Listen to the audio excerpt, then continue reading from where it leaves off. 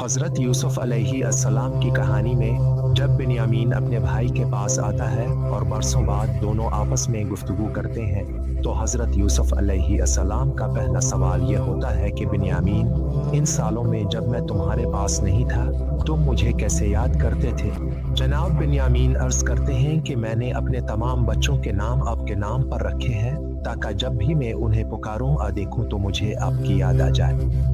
जब भी हम ये दास्तान सुनते हैं, शायद हमें इमाम ज़माना अलैहिस्सलाम की याद आ जानी चाहिए कि हमने अपनी ज़िंदगी में कितनी ऐसी निशानियां रखी हैं कि जिनकी तरफ देखकर, जिन पर गौर करके हमें इमाम ज़माना अलैहिस्सलाम की याद आ जाए। तो अपने घर में, अपने काम की जगह पर, अपनी गाड़ी में और अपने ख़ानदान में हमने इमाम असर अलैहिस्सलाम की कौन सी निशानियां रखी हैं कि किसी भी बहाने से हमें उनकी याद आ जाए।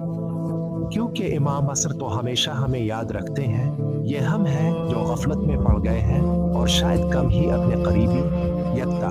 तन्हा और बेमिसाल मौला को याद करते हैं।